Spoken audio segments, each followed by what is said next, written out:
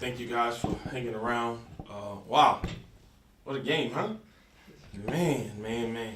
That is a heck of a team right there. Unbelievably well coached team. You know, he's my favorite. He's my favorite coach in the league. I just love what he's able to do every single year. The transfers, the ability to develop the guys he develops, and also his ability to evaluate. But man, he has his guys playing at an unbelievably high level. I don't know if I've ever been a part of a game where these guys have shot over 50%, in a game when we figure out a way how to win it. But, credit has to go to our guys and to this home crowd. The crowd was absolutely amazing, and they gave our guys hope from the tip, stayed with them, and our guys, they fueled off of that. They fed off of that, and they did what they needed to do to get the necessary stops and make the necessary plays. But, wow. I don't know what to say. Coach, obviously, like you just said, a very thrilling overtime win against the number 2 team in the Sun Belt. What's the number 1 team in the Sun Belt? What stood out to you in today's game against them? And some things you took away you can use going forward. Yeah, I would say it has to be resilience. I hadn't seen the film, but I can tell you one thing: we did nothing to slow down number 22. He is an absolutely phenomenal player. Not good. He is phenomenal. He is a high-level player, and I love the way he carries himself. So I would say resilience. I would say the fact that we saw creases, and this was probably some of our best penetrating passes. A lot of times we're too side to side, but I thought Mark Drone was able to get into creases and make plays, and I thought Coach Benson shot it well from inside out. So I thought we made some timely plays, man. I really did, and I have to credit my staff and also these great group of young men I'm blessed to work with. Hey, Coach, great win. Thank you. Y'all emptied the bench. Played about 11 guys today, and you got contributions from everybody. We played 12. 12. Okay, Yeah. 12. Pope had a double-double. Drew had a few threes early on in the game. Caden coming back, his defensive pressure, and just him setting up everything on offense, especially against the zone.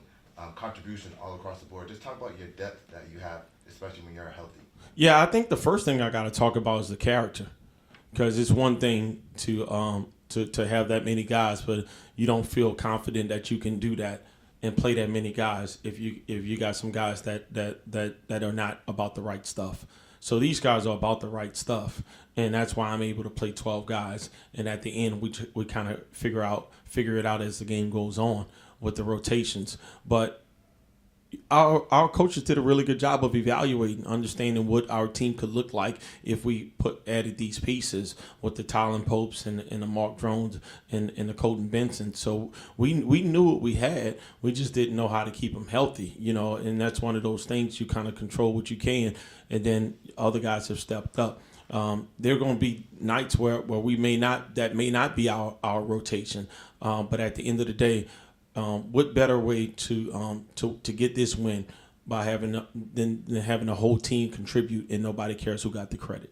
And since y'all are healthy, do you feel like y'all are peaking at the right time? I mean, y'all 2 wins in a row, both at home, a few more left, and then you got conference play. So do you feel like you're peaking at the right time with everyone healthy? Man, I hope so. I was asked a similar question like that on Wednesday, and I said, ask me today. So I'll tell you, ask me next week. Coach, similar finish to the last game against South Alabama. I just want to know what was said in the huddle before overtime after South Alabama missed their chance to win the game. Yeah, so what was said was basically a week ago today we were in the same spot. So who are you? I thought that at that time last week we didn't embrace overtime. We had to go to overtime rather than got to go to overtime. All right, it's all about you changing your perspective, and we had a different perspective today about Bowman's basketball, and those guys took full advantage of it, and I'm proud of them. Thank you, Coach. You're welcome. Coach, South Al was able to get to the free throw line consistently, tonight, and even hitting that and one towards the end of the game. Would you attribute that just more to the regressive nature of offense, or what would you kind of attribute that to? Well, yeah, I think they have an aggressive nature of offense for sure, but also from a schematic standpoint, we were trying to topside him and face guard him, so we went with a little bit of a quicker guy. They identified that as such, and they kind of put him in jail a little bit, for lack of better terms, and put him in a post. So I just think that that's a high basketball IQ of a player, and he found a way how to get to his spots. You're welcome. Any adjustments made from last time you played them to now? Any adjustments made?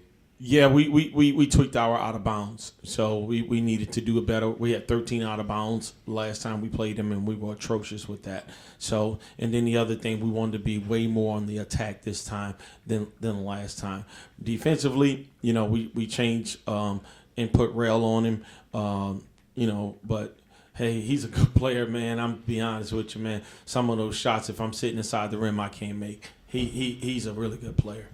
Coach, how has the return of Tyrell Morgan, Mark Drone, and Caden Gumps tonight, how have they impacted the court?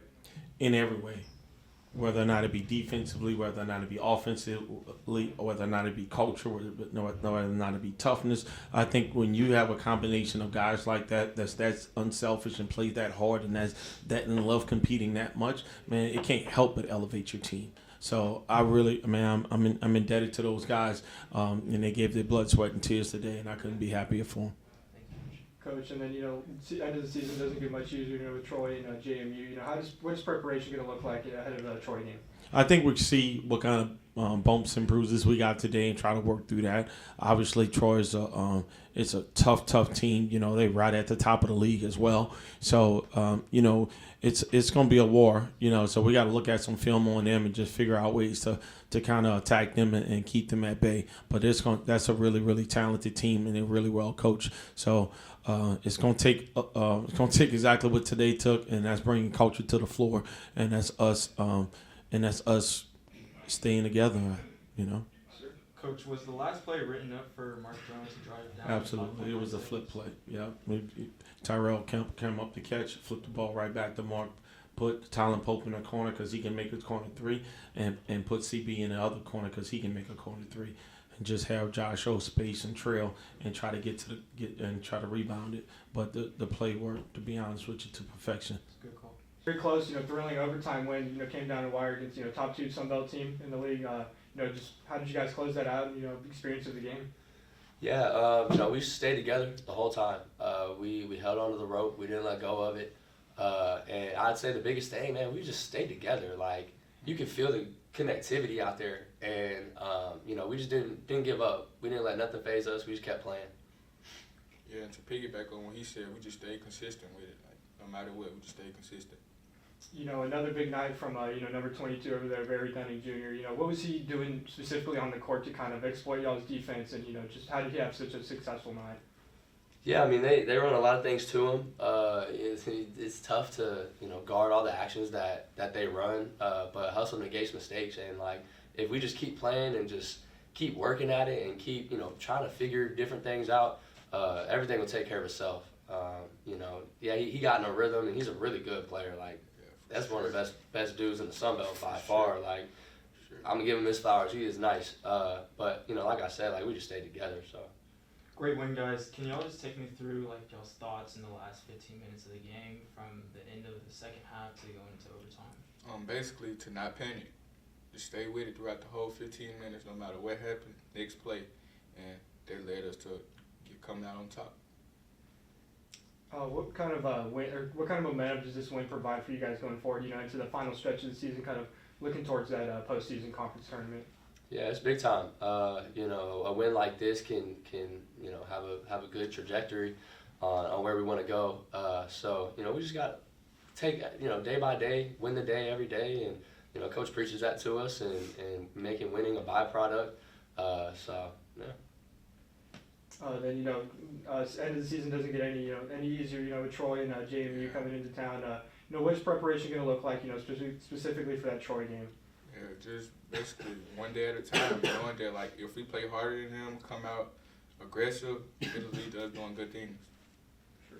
And then sorry. No, go ahead. If you want to walk us through that last play, I know you're sitting open in that corner three, and you took it right to the rack. If you just want to walk us through what play was drawn up and how it was executed. Basically, Coach just said chase. He give me the ball and I go with it.